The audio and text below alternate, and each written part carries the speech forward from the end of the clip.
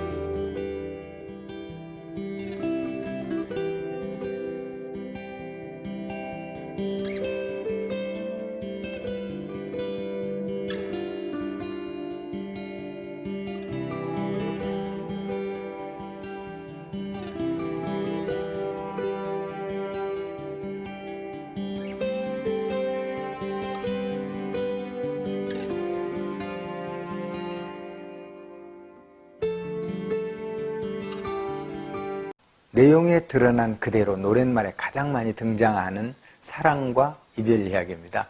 무책임에 관한 의미도 좀 가미해 본 것인데요. 후에 정말 제대로 된 사랑 이야기를 쓰기 위해 시도해 본 것입니다. 여기서 잠깐 부탁 좀 드릴게요. 요즘 제 채널에 구독자가 아주 거북이 걸음이네요. 제 활동의 제약은 아니지만 구독자 숫자가 채널 평가의 기준 같아서 크게 연연하게 돼요. 구독과 공유 그리고 좋아요 누르기와 알람 설정도 부탁드립니다. 제게 큰 힘이 됩니다. 그럼 앞에 하던 이야기를 잇겠습니다. 제가 왜 노랫말 공부를 시작하면서 바로 발표부터 하는 것에 관한 이야기인데요. 뭐로 가도 서울만 가면 된다는 식의 말에 기댄 것이 아닙니다. 저는 참 오랫동안 작품을 해왔고 또 창작을 지도했습니다. 그래서 알게 된 것이 기초와 창작이 똑같이 중요하다는 것이죠. 기초는 반드시 창작을 지향해야 합니다. 창작이란 어느 한순간도 기초를 망각해서는 안 되고요. 저는 서예나 문인화를 지도하면서 강조하죠. 붓을 잡는 첫 시간부터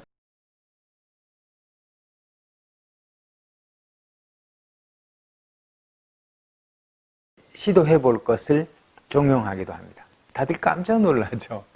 어떻게 할 수 있느냐는 겁니다. 그런데 그 체험이 기초를 더욱 열심히 다듬게 하는 역할도 합니다.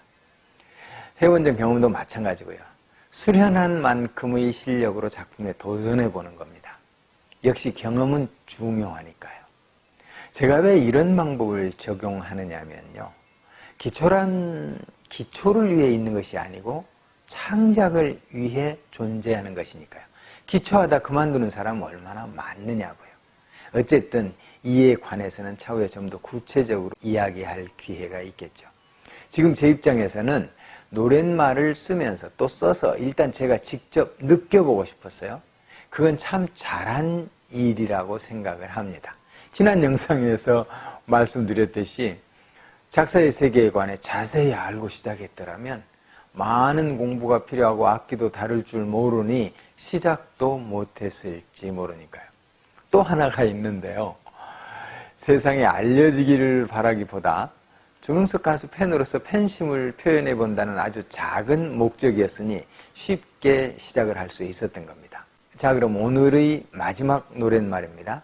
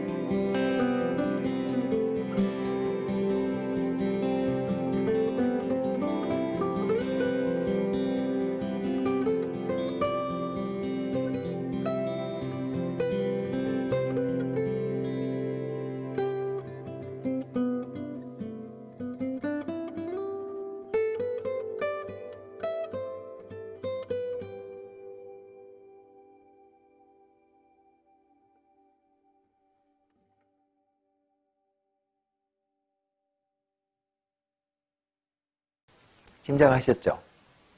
제 이야기입니다. 현재 제가 사는 인도네시아 산마을을 소재로 삼은 것이지요. 이 산마을에 살다 보니 정말 이야기가 많이 생겨납니다. 그래서 저는 산을 주제로 작품을 하고 글을 써 회갑전도 열었었어요. 작품을 하는 저로서는 이 산마을에 살게 된 것을 정말 잘한 선택으로 여기고 있는데요. 이제 또 산마을 자리 노랫말을 쓰게 되네요. 한국엔 지금 장마가 시작되었다죠. 여긴 지금 커피꽃이 피어 그 매혹의 향기를 분출하고 있습니다. 걱정인 것은 코로나19인데요. 어떤 형태로든 어서 종료되기를 간절히 바랍니다. 아울러 시청자 여러분 모두 부디 건강하시기를 빕니다. 그럼 저는 또 다음 영상 열심히 준비해서 만나 뵙겠습니다. 이상 산나루 손작가였습니다. 감사합니다. Thank you.